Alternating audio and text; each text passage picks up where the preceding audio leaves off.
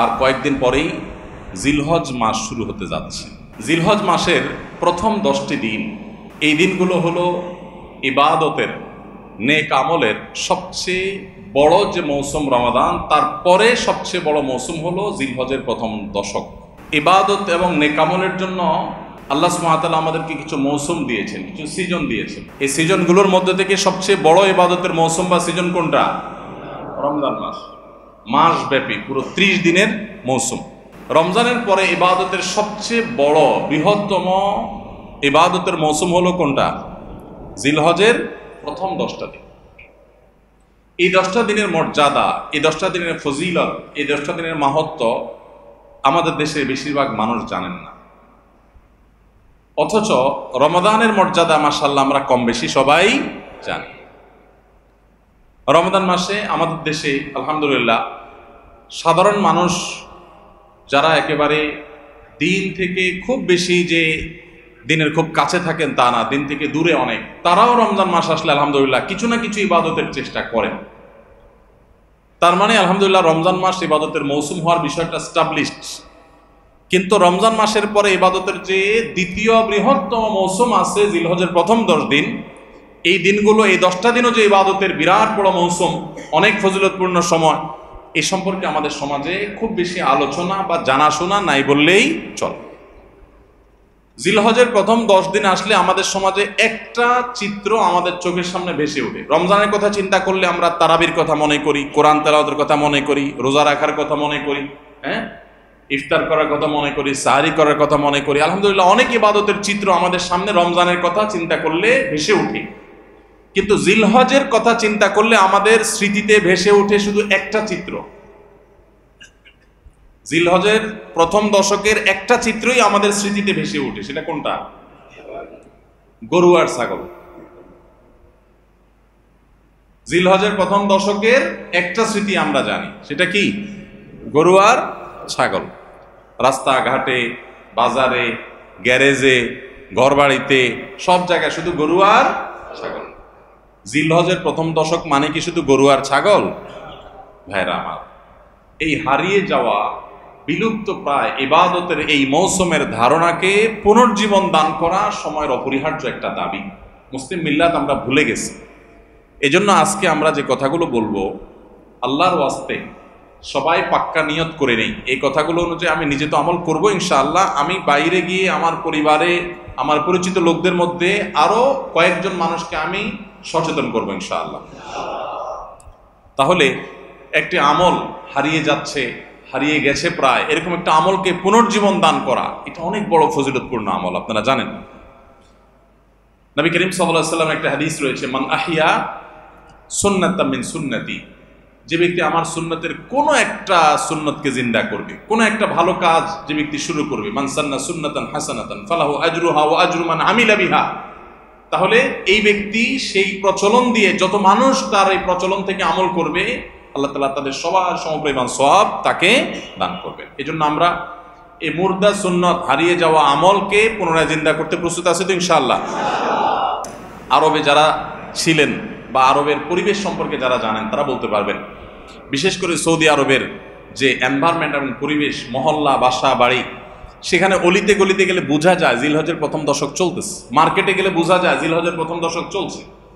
সব জায়গায় তাকবীরের ধ্বনি শোনা যায়, আল্লাহু আকবার, আল্লাহু আকবার, লা ইলাহা ইল্লাল্লাহু, আল্লাহু আকবার, আল্লাহু আকবার, লিল্লাহিল হামদ। বিভিন্ন বাসা বাড়ির গেইটে ছোট্ট ডিভাইস রেখে দেয়, এই ডিভাইসে আপনার ছোট সাউন্ড বক্সে মৃদু ভলিউমে এই তাকবীরগুলো সুললিত কণ্ঠে বাজতে থাকে। পথচারী যারা যায় তারা এটা শুনে তাদের মনে হয়, তারা পড়া শুরু করে দেয়। দোকানে যাবেন আপনি, মার্কেটে, শপিং মলে যাবেন, ছোট্ট করে আপনার হালকা ভলিউম দিয়ে এই তাকবীরগুলো বাজাইতে থাকে, সেগুলো দেখে সবাই স্মরণ হয়, সবাই পড়তে থাকে। এভাবে গোটা সমাজে বোঝা যায় যে একটা ইবাদতের মৌসুম চলছে। কিন্তু আমাদের সমাজে যে গরু আর ছাগল ছাড়া আর কিচ্ছু দেখা যায় না। তো এই সুন্নাতটাকে আমরা জিন্দা করবো তো ইনশাআল্লাহ। ইসলামের এই ইবাদতগুলো, এগুলো যখন আমরা সমাজে জিন্দা করব, এগুলো যখন প্রচলিত হবে ইনশাআল্লাহ, দিন বিমুখ মানুষগুলো দিনদার হওয়ার জন্য এটা একটা বড় সহায়ক ভূমিকা পালন করবে। রমজানে আমরা ইবাদতের যে চার্জ করেছি ইবাদতের মাধ্যমে, এটা দীর্ঘ 2 মাস পর কিছুটা হলেও দুর্বল হয়ে গেছে, চার্জটা কমে গেছে। আবার জিলহজের প্রথম 10 দিন যখন ভালো করে রিচার্জ করব, আবার কিছুদিন ইনশাআল্লাহ চলতে পারবো আল্লাহ চাহেন তো। আল্লাহ আমাদেরকে সবাইকে আমলের তৌফিক দান করুন। ভাইরা আমার, কোরআনে কারিমে আল্লাহ রাব্বুল আলামিন সূরা ফাজর, কোরআনে কারিমে 30 নম্বর সূরা একটা সূরা হলো, সূরাগুলো একটা সূরা হলো সূরাতুল ফজর। এই সূরাতুল ফজরের মধ্যে আল্লাহ তাআলা বলেছেন ওয়াল ফজরি ওয়া লায়ালিন আশর, ফজরের শপথ। ফজর মানে কি? ফজরের নামাজ, সকাল। ফজরের শপথ, ওয়া লায়ালিন আশর, এবং 10টি রাতের শপথ। এই 10টি রাতের শপথ যে আল্লাহ তাআলা করলেন, আল্লাহ সুবহানাহু ওয়া তাআলা কোন বস্তুর নামে শপথ করার মানে হলো ওই বস্তুটা আল্লাহ তাআলার কাছে বিরাট বড় মর্যাদাবান। আল্লাহর সৃষ্টির মধ্যে যে সমস্ত সৃষ্টির নাম আল্লাহ শপথ করেছেন, এই সৃষ্টিগুলোর মাহাত্ম্য এবং শ্রেষ্ঠত্ব মর্যাদা বোঝানোর জন্য আল্লাহ তাআলা ওই বস্তুগুলোর নামে কি করেন? শপথ করেন। যদিও আল্লাহ ছাড়া কোনো মানুষের জন্য, বান্দার জন্য জায়েজ নাই আল্লাহ ছাড়া আর কারোর নামে কি করা? শপথ করা। নবী করিম সাল্লাল্লাহু আলাইহি ওয়াসাল্লাম বলেছেন, মান আরাদা আন ইয়াহলিফা ফালইয়াহলিফ বিল্লাহি আও লিয়াসমুত। কেউ যদি শপথ করতে চায় সে আল্লাহর নামে করবে, আর নাহলে চুপ থাকবে। মায়ের কিরা, বাপের কিরা, অমুকের কিরা, তমুকের কিরা, মাথা সুইয়া, পাও সুইয়া, স্টিয়ারিং হুইল সুইয়া, ক্যাশ বাক্স সুইয়া, এই সমস্ত কোনো ছুঁয়াছুঁয়ি করে এবং আল্লাহ ছাড়া আর কারোর নামে শপথ করা জায়েজ নাই। এটা নূহ মিনাশ শিরক, শিরকের একটা প্রকার, আল্লাহ ছাড়া কারুল্লাহ নামে কি করা? শপথ করা। তো আল্লাহ সুবহানাহু ওয়া তাআলা শপথ করেন তার সৃষ্টির নামে, কেন? শুধুমাত্র ওই সৃষ্টির মাহাত্ম্য মর্যাদা বোঝাবার জন্য, অথবা শপথ করে যে কথাটা আল্লাহ তাআলা বোঝাতে চান, বলতে চান, সেই কথাটার আজমত, তার বড়ত্ব বোঝাবার জন্য, যে এই কথাটা এত গুরুত্বপূর্ণ কথা, তোমরা বললে সেটাকে শপথ করে বলা লাগতো, এটা বোঝাবার জন্য আল্লাহ শপথ করে। তো এই যে ওয়াল ফাজরি ওয়া লায়ালিন আশর, এই দুই আয়াতে আল্লাহ তাআলা শপথ করলেন। এরপরে 3 নম্বর আয়াতে বলছেন ওয়াল ওয়াশফা'i ওয়াল ওয়াতরি, এবং জোড় এবং বেজোড়। এই 10টি রাতের মধ্যে আবার জোড় এবং বেজোড়, অর্থাৎ সবগুলো রাতের শপথ। বিশ্ববিখ্যাত তাফসিরের কিতাব তাফসির ইবনে কাসিরের মধ্যে ইবনে আব্বাস রাদিয়াল্লাহু তাআলা আনহুর বরাতে, আরো অন্যান্য মুফাসসিরিনদের বরাতে উল্লেখ করা হয়েছে, এখানে 10টি রাত বলতে বোঝানো হয়েছে জিলহজের প্রথম 10টা, জিলহজ মাসের প্রথম 10টা রাত। এবং এই 10টা রাতের যে জোড় বেজোড় সবগুলোই যে ফজিলতপূর্ণ, এটা বোঝাবার জন্য আল্লাহ তাআলা আরেকটা আয়াত ব্যবহার করেছেন, ওয়াশফা'i ওয়াল ওয়াতর, জোড় এবং বেজোড় সবগুলো রাতের শপথ। তাহলে এখান থেকে জিলহজের প্রথম দশকের মর্যাদা বোঝা আসে কি আসে না? সহিহ বুখারীর একটা হাদিস রয়েছে, নবী করিম সাল্লাল্লাহু আলাইহি ওয়াসাল্লাম বলেছেন, মা মিন আইয়ামিন আল আমালুস সালিহু ফীহিন্না আহাব্বু ইলাল্লাহ মিন হাযিহিল আইয়াম, ইয়ানি আইয়ামাল আশর। জিলহজের প্রথম 10 দিনের আমল, ইবাদত, নেকামল, ভালো কাজ, এটা আল্লাহর কাছে এত প্রিয়, অন্য কোন সময়ের আমল ইবাদত, অন্য কোন দিনের আমল ইবাদত আল্লাহর কাছে এত প্রিয় না। বান্দা এই 10 দিনে নেকামল করলে আল্লাহ তাআলা যত খুশি হন, অন্য কোন সময়ের নেকামলে আল্লাহ তাআলা এত সন্তুষ্ট হন। জিজ্ঞাসা করা হলো, কিলা ওয়ালাল জিহাদ ইয়া রাসূলুল্লাহ, সাহাবীরা প্রশ্ন করলেন, হে আল্লাহর রাসূল, অন্য সময় আল্লাহর রাহে যদি কেউ জিহাদে যায়, অন্য সময় যদি জিহাদে রত হয়, তাহলে সেই আমলটার মর্যাদাও কি এই দশকের সাধারণ নেকামলের চাইতে উত্তম না? ওটা তো জিহাদ, জীবন বাজি রাখা। এই সময়ের সাধারণ নেকামলের চাইতে অন্য সময়ের জিহাদটাও কি উত্তম না? নবী সাল্লাল্লাহু আলাইহি ওয়াসাল্লাম বলেছেন, ওয়ালাল জিহাদু ফি সাবিলিল্লাহ, অন্য সময়ের জিহাদও এই সময়ের সাধারণ নেকামলের চাইতে উত্তম না, ইল্লা, তবে অন্য সময়ের জিহাদ যদি কেউ এই পর্যায়ে করে যে তিনি তার জান মাল সবকিছু নিয়ে জিহাদে গেছেন, কিন্তু কিছু নিয়েই ফিরে আসতে পারেন না, সব আল্লাহর রাহে কোরবানি করে দিয়েছেন, এই লোকের কথা ভিন্ন, তার মর্যাদা সবকিছুর উপরে। তাহলে এই দশকের নেকামল, এই দশকের ইবাদত বন্দেগীর মর্যাদা এত বেশি ভাইরা আমার, যে আল্লাহ রাব্বুল আলামিনের কাছে বছরের অন্য কোন সময়ের কোন আমল, এমনকি জিহাদও, সাধারণ জিহাদও এই দশকের নেকামলের চাইতে বেশি প্রিয় না। এই হাদিস থেকে, বুখারীর এই হাদিস থেকে আমরা কি বুঝলাম? যে এই দশক আল্লাহ সুবহানাহু ওয়া তাআলার কাছে ইবাদতের দশক, নেকামলের দশক, মর্যাদার দশক, ফজিলতের দশক। আল্লাহ রাব্বুল আলামিন এই দশকের কদর করার তৌফিক আমাদের সবাইকে দান করুন। ভাইরা আমার, বিশ্ববিখ্যাত হাদিস বেত্তা হাফেজ ইবনে হাজার আসকালানী রাহমাতুল্লাহি আলাইহি জিলহজের প্রথম দশক সম্পর্কে বলেছেন, জিলহজের প্রথম দশকের এত মর্যাদা কেন বেশি ভাই? কারণ সমস্ত ইবাদাতের সমাহার এই দশকের মধ্যে আছে। ইসলামের যে মৌলিক ইবাদতগুলো আছে, প্রায় সব মেইন সব ইবাদতগুলোর সমাহার এই দশকে আপনি খুঁজে পাবেন, এমনকি রমজানেও পাবেন না সব। এই দশকে সবগুলোর সমাহার পাবেন। কিভাবে? এই দশকে আমরা দেখি যে প্রথমত ঈমান তো 12 মাসের আমল, অন্য সময়ও আছে, এই সময়ও আছে। 5 ওয়াক্ত নামাজ 12 মাসের আমল, অন্য সময়ও পড়তে হয়, এই দশকেও পড়তে হয়। রোজা রমজান মাসে আছে, এই দশকেও রোজা আছে, প্রথম 9 দিনই রোজার কথা হাদিসে আছে, আবার বিশেষভাবে আরাফাতের দিন রোজার কথা আছে। তাহলে ইসলামের তৃতীয় রকম রোজা, রোজা অবশ্য হজ হলো তৃতীয়, জাকাত হলো তৃতীয় রকম। জাকাত অন্য সময় দেওয়া যায়, এই সময়ও দেওয়া যায়, তাহলে জাকাত আদায়যোগ্য সময় এটা। আবার রোজারও আমল এই দশকের মধ্যে আছে।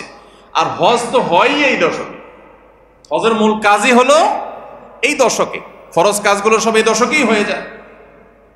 তাহলে এই দশকে ঈমান আছে, নামাজ আছে, জাকাত আছে, রোজা আছে, হজ আছে, আবার কোরবানি আছে, আবার জিকিরের জন্য আলাদা নির্দেশ আছে।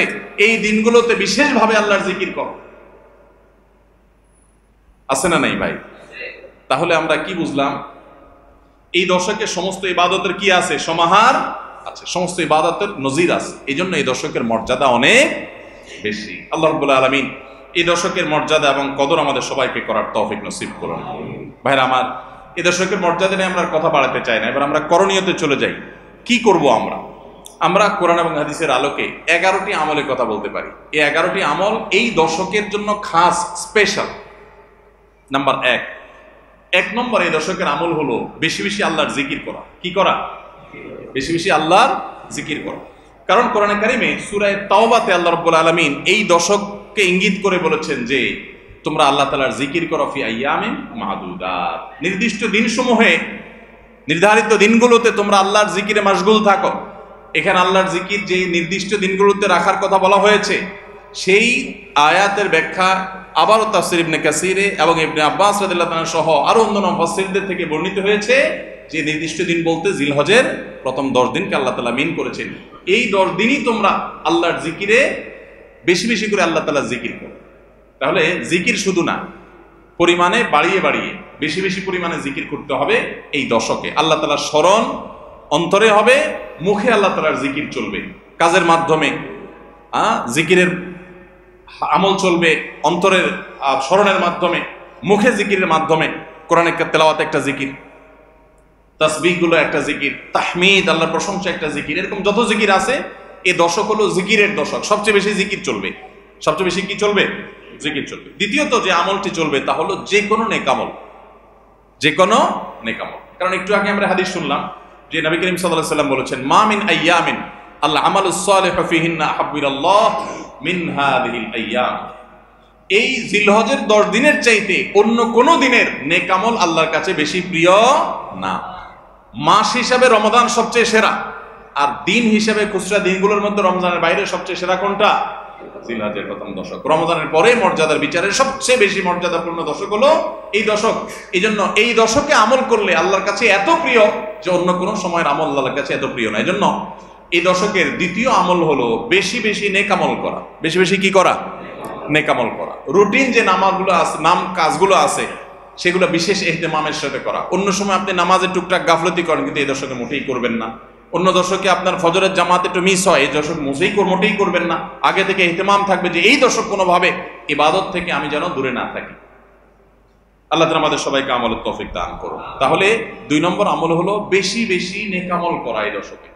রুটিন নেক আমলগুলো যেগুলো সবসময় করতে হয় এগুলোকে বিশেষ ইহতিমামের সাথে করা, আর আরো নফল আমল বাড়িয়ে বাড়িয়ে করা। আপনি অন্য সময় কোরআন তেলাওয়াত খুব বেশি করতে পারেন না, এই দশকে কোনো অবস্থাতে ছাড়বেন না।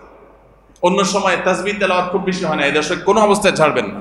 অন্য সময় নামাজে খুব বেশি খুশু ধরে রাখতে পারেন না, এই দশকে চ্যালেঞ্জ থাকবে যে ধীরস্থিরতার সাথে মনোযোগের সাথে নামাজ পড়ব। এভাবে নেক আমলের কসরত করতে থাকবেন আল্লাহর প্রিয় পাত্র হওয়ার পথে। আমরা এগিয়ে যেতে চাইলে এই দশক, এই 10টা দিন আমাদের জন্য বিরাট বড় একটা সুযোগ। আল্লাহ আমাদের সবাইকে তৌফিক দান করুন। 3 নম্বর, এই দশকের করণীয় হলো সকল গুনাহ থেকে অন্য সময়ের চাইতে এই সময়টাতে বেঁচে থাকার জন্য বেশি সচেষ্ট থাকা। গুনাহ তো 12 মাসই আমরা করব না, কিন্তু এই দশক গুনাহ না করার ব্যাপারে চেষ্টাটা একটু বেশি থাকবে। কারণ আপনারা সূরা তাওবার একটা আয়াত শুনেছেন, আল্লাহ রাব্বুল আলামিন সম্মানিত 4 মাসের আলোচনা করে বলেছেন যালিকাদ দীনুল কাইয়্যিম ফালা তাজলিমু ফিহিন্না আনফুসাকুম এই সম্মানিত মাসগুলোতে তোমরা নিজের প্রতি নিজে অবিচার করিও না। ভাইরা আমার, তার মানে যেই সময়টাতে আল্লাহর নৈকট্য লাভের সুযোগ, ওই সময়টাতে যদি কেউ পাপাচারে লিপ্ত হয়, এর চেয়ে পাপিষ্ঠ আর কে আছে? এই জন্য আল্লাহ রাব্বুল আলামিন আমাদেরকে দরদের সাথে বলছেন, ভাষা খেয়াল করেন, ফালা তাজলিমু ফিহিন্না আনফুসাকুম, তোমরা নিজের পায়ে নিজে কুঠারাঘাত করিও না। এই 10 দিন না, শুধুমাত্র এই পুরো সম্মানিত 4 মাস, সম্মানিত 4 মাসের ভিতরে টানা 3টা মাস চলছে, জিলকদ, জিলহজ, মুহররম, আরেকটা হলো রজব মাস, রমজানের আগের মাস। তাহলে সম্মানিত 4 মাসের মধ্যে এই 10টা দিন আবার বিশেষ মর্যাদাবান। অতএব এই আয়াতটা এখানে আরো বেশি ফিট হবে, অর্থাৎ পাপাচার থেকে বাঁচার জন্য আলাদা কসরত থাকবে। অন্য সময় আমি গুনাহের কাজ করলেও এই দশকে কোন অবস্থাতে আল্লাহর নাফরমানি করব না। আল্লাহ আমাদের সবাইকে বেঁচে থাকার তৌফিক দান করুন। ভাই আমার, তাহলে 3 নম্বর আমল আমরা পেয়ে গেলাম। 4 নম্বর আমল হলো, যাদেরকে আল্লাহ তাআলা সামর্থ্য দিয়েছেন তারা হজ করবেন। এই দশক হজের আমলের মাস, আমলের দশক, এই দশকেই তো হজ হবে। অতএব যাদের তৌফিক দিয়েছেন আল্লাহ তাআলা, তারা কি করবেন? হজ করবেন। এটা দশকের আমল। এটা হলো 4 নম্বর আমল। 5 নম্বর আমল হলো, যাদেরকে আল্লাহ সামর্থ্য দিয়েছেন তারা এই দশকে কোরবানি করবেন। কারণ কোরবানি এমন একটা আমল, নবী করিম সাল্লাল্লাহু আলাইহি সাল্লাম মদিনা হিজরত করেছেন, এরপর থেকে প্রতি বছরই তিনি কি করেছেন? কোরবানি করেছেন। আল্লাহ নির্দেশ করেছেন, ফাসাল্লি লিরাব্বিকা ওয়ানহার, তুমি তোমার রবের নির্দেশ পালনার্থে নামাজ আদায় করো এবং কোরবানি করো। তো এই জন্য ঈদুল আজহা, অর্থাৎ এই জিলহজের প্রথম দশকের শেষ দিন, অর্থাৎ 10ম দিনে কোরবানির আমলটা করা, এটা যাদের সামর্থ্য আছে তাদের জন্য প্রযোজ্য। এই দশকের একটা আমল হলো কি করা? কোরবানি করা। কয়টা আমল গেল? 5টা। 6 নম্বর হলো, যাদের কোরবানি করার ইচ্ছা আছে তারা জিলহজের চাঁদ ওঠার আগে আগে, জিলকদ মাসের শেষ দিনের মধ্যে তাদের হাতের নখ, চুল, গোঁফ, অবাঞ্ছিত লোম এগুলো সব কেটে পরিষ্কার করে ফেলবেন এবং এই দশক আর সেগুলোতে হাত দিবেন না। কোরবানি করে তারপরে সেগুলো পরিষ্কার করতে চাইলে করবেন, এই দশকে আর হাত দিবেন না। নবী সাল্লাল্লাহু আলাইহি ওয়াসাল্লাম বলেছেন, মান আরাদা আন ইউদাহিয়া ফালা ইয়াখুয মিন শা'রিহি ওয়া আযফারিহি শাইআ, যে ব্যক্তি কোরবানি করার এরাদা করেছে, নিয়ত করেছে, সেই জন্য তার চুল, নখ এগুলো না কাটে। ওই 10 দিন জিলহজের চাঁদ উঠছে আর কাটবেন না, চাঁদ উঠার আগে আগে কেটে ফেলবেন এবং কোরবানির পরে যায় কাটবেন। এই 10 দিন বিরত থাকে। তবে অন্য আরো বিভিন্ন রেওয়ায়াত থেকে, বর্ণনা থেকে বোঝা যায় যে এই আমলটা শুধু যিনি কোরবানি করবেন তিনি নন, যিনি কোরবানি করবেন না, কোরবানি করার সামর্থ্য নাই, তিনি এই আমল করতে পারেন, তাহলে আল্লাহ তাআলা তাকে কোরবানি করার সওয়াব দান করবেন। এমনকি কোন কোন সালাফ, কোন কোন সাহাবী থেকে আমলও বর্ণিত আছে যে বাসার বাচ্চা কাচ্চা যারা আছে তাদেরকেও এই দশকে চুল, নখ ইত্যাদি কাটতে নিষেধ করেছেন। তাহলে চুল, নখ ইত্যাদি কাটা থেকে বিরত থাকা এই 10 দিন, আগে কাটা এবং পরে কাটা, এই 10 দিন না কাটাকাটি না করা, এটা একটা মুস্তাহাব আমল। এবং প্রায় সব ফুকাহায়ে কেরাম এই ব্যাপারে একমত হয়েছেন। মাওসুআ ফিকহিয়া কুয়েতিয়ার মধ্যে লেখা হয়েছে যে ইত্তাফাকাল ফুকাহা, সব ফকিহগণ প্রায় একমত যে এই দশকে যিনি কোরবানি করবেন তিনি তো বটেই, কোরবানি যিনি করবেন না তাদের তরফ থেকেও চুল, নখ এগুলা কাটা থেকে বিরত থাকা মুস্তাহাব। তাহলে 6 নম্বর আমল গেল চুল, নখ ইত্যাদি দশক না কেটে থাকা। 7 নম্বর আমল হলো এই দশকে বেশি বেশি তাকবীর পাঠ করা। এটা তাকবীরে মুতলাক বলা হয়, সাধারণ তাকবীর। আল্লাহু আকবার, আল্লাহু আকবার, লা ইলাহা ইল্লাল্লাহ, আল্লাহু আকবার, আল্লাহু আকবার ওয়ালিল্লাহিল হামদ। এই তাকবীরটা হলো মিন শাআইরিল ইসলাম, এটাকে আমরা করতে পারি। ইসলামের যে নিদর্শনগুলো আছে সেগুলোর মতো করে এই তাকবীরটা আমরা পাঠ করব। এমন ভাবে পাঠ করব যে অলিতে গলিতে, রাস্তাঘাটে সব জায়গায় তাকবীরের ধ্বনি চলতে থাকবে, কারোর ডিস্টার্ব করে না, মৃদু কণ্ঠে সব জায়গায় গুনগুনিয়ে আমাদের মুখ থেকে তাকবীর চলবে। আপনারা অনেকে হয়তো শুনে থাকবেন, সাহাবায়ে কেরাম রিদওয়ানুল্লাহি তাআলা আজমাইনের মধ্য থেকে কেউ কেউ, আবু হুরায়রা রাদিয়াল্লাহু তাআলা আনহু, আরো কোন কোন সাহাবীর আমল বর্ণিত আছে যে প্রথম দশক শুরু হলে তারা বাজারে চলে যেতেন। বাজারে কেন যেতেন ভাই? শুধুমাত্র এই নিয়তে বাজারে যেতেন যে বাজারে গিয়ে অনেক মানুষজন থাকবে, তাদের সামনে গিয়ে উচ্চস্বরে তাকবীর পাঠ করব, আমার তাকবীর শুনে পুরো বাজারের সবাই গুনগুনিয়ে তাকবীর বলে উঠবে, এই উদ্দেশ্যে শুধুমাত্র কোন কোন সাহাবী বাজারে যেতেন। এবং যে বলতেন আল্লাহু আকবার, আল্লাহু আকবার, লা ইলাহা ইল্লাল্লাহ, আল্লাহু আকবার, আল্লাহু আকবার ওয়ালিল্লাহিল হামদ। শয়তান আমাদের পুরো সমাজকে গ্রাস করে ফেলছে ভাই, সর্বত্র আমাদের বাসা বাড়ি, আমাদের ব্যবসা প্রতিষ্ঠান, আমাদের শিক্ষা প্রতিষ্ঠান, আমাদের চিন্তা চেতনা, মন মগজ, দেহ মস্তিষ্ক সবকিছু ইবলিস নানাভাবে আমাদেরকে প্রভাবিত করে রাখছে। ইবলিসের ওয়াজ তো আজকাল আমরা শুনি না। কোরআনে আল্লাহ তাআলা সবচেয়ে বেশি যাকে শত্রু হিসাবে দেখাইছেন সে হলো কে? ইবলিস। তার ব্যাপারে আল্লাহ বলেছেন যে সে আমাদের আদু ও মুবিন, স্পষ্ট শয়তান। আমরা জীবনে কোনোদিন দেখিই নাই, আল্লাহ বলেছেন স্পষ্ট শয়তান। কেমনে স্পষ্ট হলো? আমরা দেখিই না, সে থাকে গোপনে, আল্লাহ বলেছেন স্পষ্ট। ভাইরা আমার, এই জন্য আল্লাহ স্পষ্ট বলেছেন যে শয়তান নিজে দেখা না দিলে কি হবে? শয়তানের শয়তানি সারাক্ষণ আমাদের চোখের সামনে ভাসে, চতুর্দিক থেকে শয়তানের শয়তানি আমরা দেখি না? তো এই শয়তান তার শয়তানি করে করে পরিবেশটাকে আমাদের নষ্ট করে ফেলছে। আমাদের দেশ তরুণ প্রজন্মকে ধ্বংসের দ্বারপ্রান্তে নিয়ে যাওয়া হয়েছে। তাদেরকে দিন থেকে এত দূরে সরাই দেওয়া হয়েছে, কখনো শিক্ষার নামে, কখনো সংস্কৃতির নামে, কখনো বিনোদনের নামে, কখনো খেলাধুলার নামে, কখনো ক্যারিয়ারের নামে, এক এক সময় এক এক নাম দিয়ে আমাদের সন্তানদেরকে আল্লাহে দিন থেকে এত দূরে সরিয়ে ফেলা হয়েছে। আমরা অনেকে এখনো আঁচ করতে পারছি না। ভয়াবহতা কোথায় গিয়ে ঠেকেছে অনেকে অনুমান করতে পারছি না। সমাজ থেকে শয়তানের এই সমস্ত শয়তানির প্রভাব দূর করবার জন্য জিলহজের প্রথম দশকে অলিতে গলিতে, রাস্তাঘাটে, বাসা বাড়িতে, ব্যবসা প্রতিষ্ঠানে সব জায়গায় তাকবীর ধ্বনি উচ্চারিত করতে থাকেন।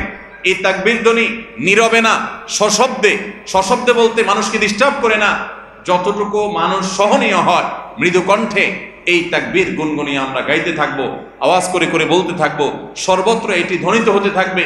এই আন্দোলনটা আমার প্রত্যেকটা একটু করতে হবে। রাজি আছি তো ইনশাআল্লাহ? ভাইরা আমার, বাজারে গিয়ে, চায়ের দোকানে, মাছের বাজারে বা খুব জমজমাট বাজারে গিয়ে যদি আপনি হঠাৎ করে তাকবীর দিয়া উঠেন, আল্লাহু আকবার, আল্লাহু আকবার, লা ইলাহা ইল্লাল্লাহ, আল্লাহু আকবার, আল্লাহু আকবার, ওয়ালিল্লাহিল হামদ, কত মধুর কণ্ঠে এই তাকবীর পাঠ করা যায়। আল্লাহু আকবার, আল্লাহু আকবার, আল্লাহ সবচেয়ে বড়, আল্লাহ সবচেয়ে বড়, লা ইলাহা ইল্লাল্লাহ, আল্লাহ ছাড়া সত্যিকার কোনো মাবুদ নাই, লা ইলাহা ইল্লাল্লাহ, আল্লাহু আকবার, আল্লাহ বড়, ওয়ালিল্লাহিল হামদ, আল্লাহ বড়, আল্লাহ বড় এবং তার জন্য সমস্ত প্রশংসা। ভাইরা আমার, আল্লাহর এই বড়ত্ব এটা বলতে গিয়ে আজকাল আমাদের অনেকের হেজিটেশন হয়, আমাদের অনেকের মধ্যে ইতস্তত বোধ হয় যে মানুষের সামনে যায় বলবো। একা একা বলি ঠিক আছে, মানুষের সামনে আবার বলবো কেমন লাগে। এগুলো আমাদের ইমানের দুর্বলতার দলিল। আমার আল্লাহর বড়ত্ব বর্ণনা করতে আমার মধ্যে ইতস্তত বোধ যদি হয়, তো আমার চাইতে নিমুখ আমার কে আছে আল্লাহর জমিনে?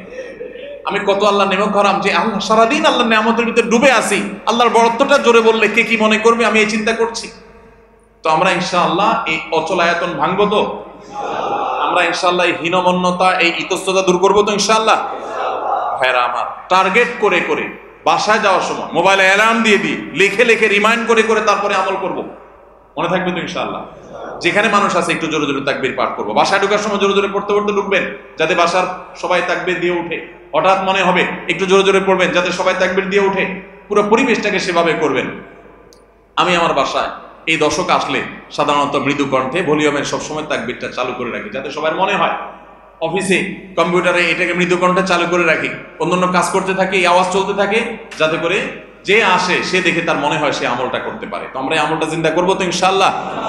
যদি আপনি বাজারে গিয়ে তাকবীর বলেন, আমাদের সমাজের যে অবস্থা, যে অবক্ষয়, দিনই চেতনা দিন দিন যেভাবে হারিয়ে গেছে, আপনার তাকবীর শুনে হয়তো অনেকে হাসবে।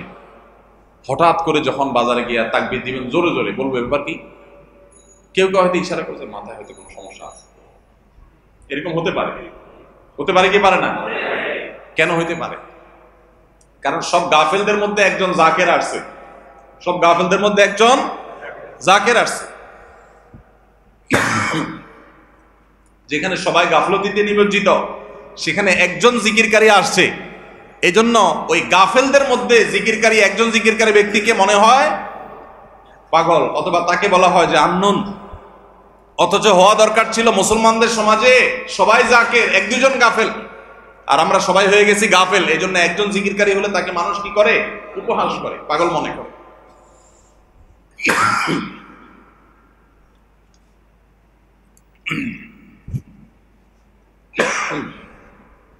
তো ভাইরা,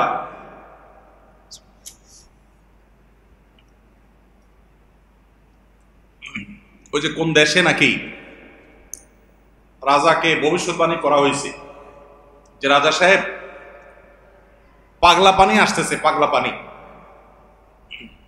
বন্যার পানিতে যে পানি আসবে এটাতে সব জায়গায় ছড়ায় যাবে, এটা পাগলা পানি। দেশে আর কোনো পানি থাকবে না, এই পানি সবাই খাইতে বাধ্য হবে। আর এই পানি পাগলা পানি নাম এই জন্য দেওয়া হয়েছে, এই পানি যে খাবে সে পাগল হয়ে যাবে। রাজা সাহেব এই ভবিষ্যৎবাণী শুনে পরামর্শ করতেছেন সব মন্ত্রীদের সাথে যে কি করা যায়। দেশের সব মানুষ পাগল হয়ে গেলেও আমার তো অন্তত ভালো থাকতে হবে, আমি পাগল হয়ে গেলে দেশ চলবে কেন? তো সবাই বুদ্ধি দিচ্ছে, রাজা সাহেব এক কাজ করেন, তাহলে আপনার রাজ বাড়িতে বেশি করে পানি স্টক করে রাখেন। যে পাগলা পানি যখন আসবে, সাধারণ পানি যখন থাকবে না, টাঙ্কিতে আপনার বাসায় পর্যাপ্ত পানি থাকবে, 1-2 মাস চলবে। তো অন্তত আপনি ওই পানিগুলা খায়া ভালো থাকলেন, জনগণ সব পাগল হয়ে গেল, আপনি একটু সামলালেন। তো বুদ্ধি অনুযায়ী রাজা সাহেব সব পানির ব্যবস্থা রাখছে এবং বিরাট পানির ট্যাঙ্কি ভরে ফেলছে। ভরার পর এবার সেই পানির ট্যাঙ্কির পানি রাজা সাহেব এবং তার ফ্যামিলির লোকজন খাইছে এবং যথারীতি জনগণ ওই পাগলা পানি খায় সব পাগল হয়ে গেছে। আর পাগলের সব কাপড় চোপড় খুলে ফেলছে। এখন সব পাগলরা এসে রাজবাড়ি ঘেরাও করে ফেলছে এবং সবাই মিলে বলতেছে, ওই দেখ কয়েকটা পাগল। কারণ এগুলোর পরনে কাপড় আছে, এগুলো মাথা নষ্ট হয়ে গেছে, এটা পরনে কাপড় পরে রয়েছে কেন? এবার রাজা সাহেব সবার সাথে পরামর্শ করতেছে, পরিবার সদস্যদের সাথে, যে আমাদের কি করা এখন? সবাই যে আমাদেরকে পাগল বলা শুরু করছে, যদি পাগল বলে মাইদ্যুৎ দেওয়া শুরু করে দেয় কি করা যাবে? তখন এবার সবাই বুদ্ধি করলো পরিবারের লোকেরা, যে তাহলে এক কাজ করা যাক, যে সমাজে সব পাগল থাকে সেখানে আসলে সুস্থ থাকাটা দোষের, আমরাও চলেন পাগলা পানি খায় পাগল হয়ে যাই। এবার তারাও পাগলা পানি খায় পাগল হয়ে গেছে। এবার পাগলে পাগলে মিলছে, আর অসুবিধা হয়নি। এই সমস্ত গল্প হয়তো এর কোনো বাস্তবতা নাই, কিন্তু এই গল্প বলার উদ্দেশ্য হলো যে যেই সমাজে মানুষ সব গাফেল হয়ে যায়, ফাসেকের পরিমাণ বেশি হয়ে যায়, সেই সমাজে একজন বাজারে গিয়ে যখন আল্লাহু আকবার তাকবীর ধ্বনি দিবে, তখন তাকে কিছু লোক পাগল বলাটা সমাজের মানুষের পাগল হওয়ার দলিল। পাগল হওয়া বলতে ফাসেক হয়ে যাওয়া, আল্লাহর জিকির থেকে দূরে সরে যাওয়ার দলিল। কেন? বাজারে যায় যদি কেউ একটু গেয়ে উঠে, মনের সুখে কোনো একটা গান গেয়ে উঠে, তাকে তো কেউ অসুস্থ মনে করে না। তাহলে জিকিরের ক্ষেত্রে এরকম কেন হয়?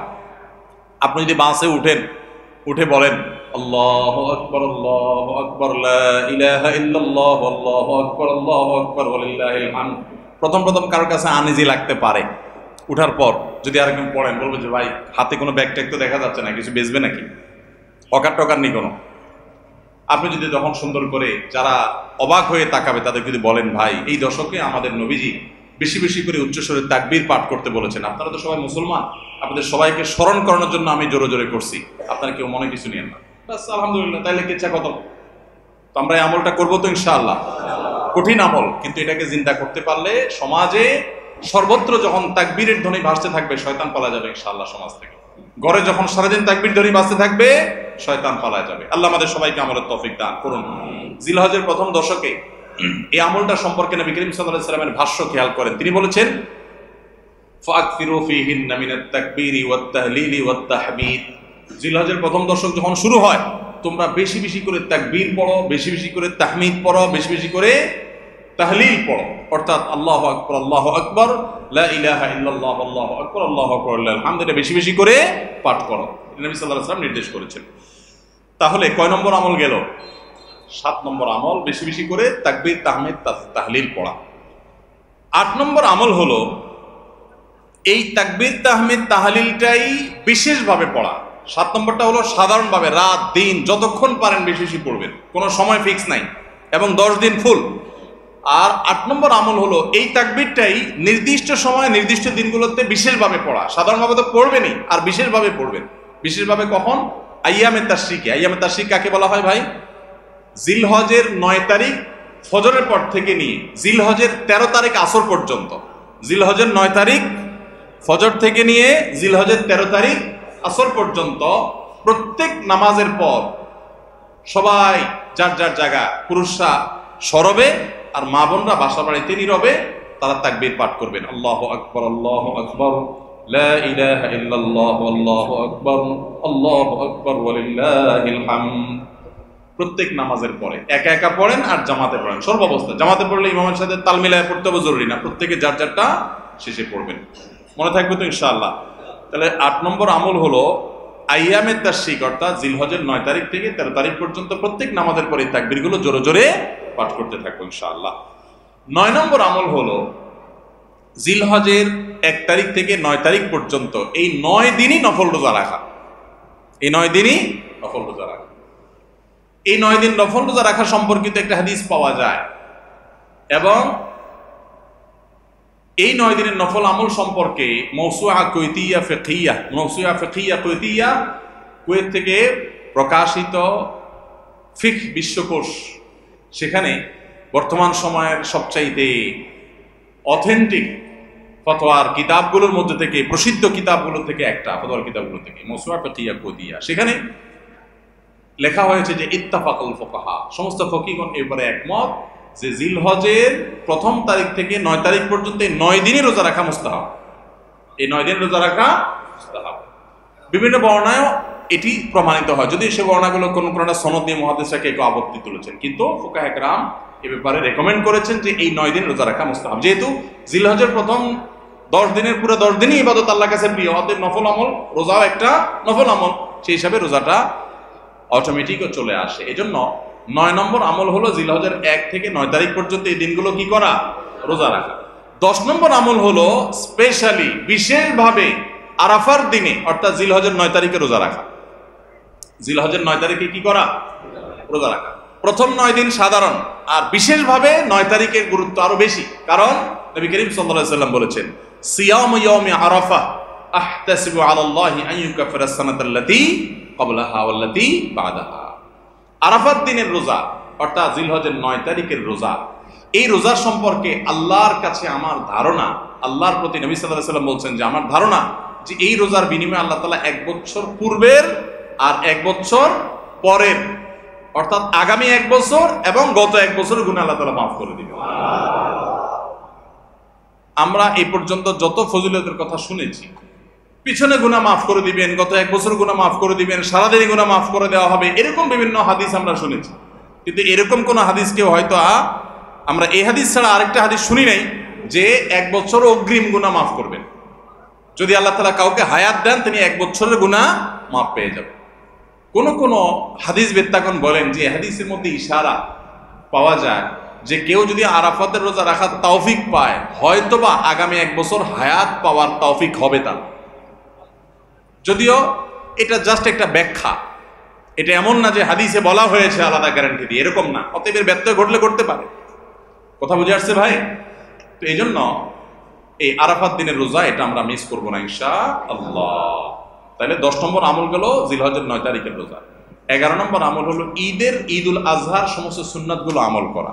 ঈদুল আজহার অনেকগুলো সুন্নাত আছে না, এই সুন্নাহগুলো সবগুলো আমল করা।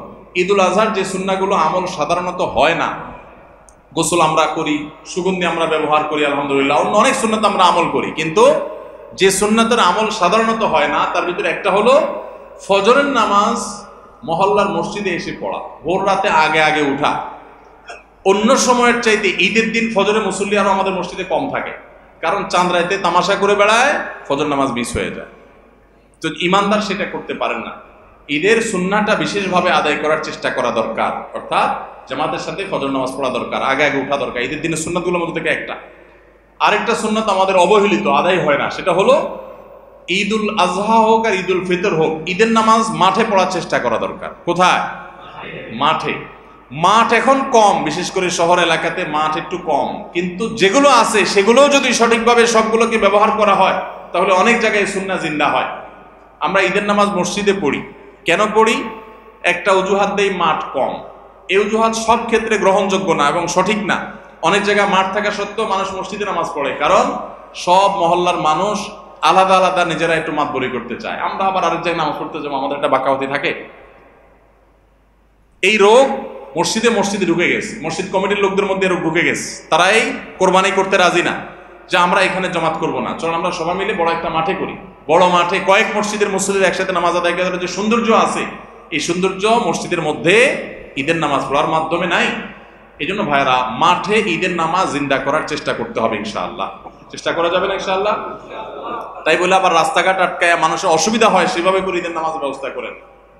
যদি কোনো রাস্তা এরকম হয় যে না এ রাস্তা বিকল্প বহু রাস্তা ডানে বামে আসে, মহল্লার রাস্তা কারোর কোনো অসুবিধা হবে না, তাহলে সেখানে হতে পারে শর্ত সাপেক্ষে।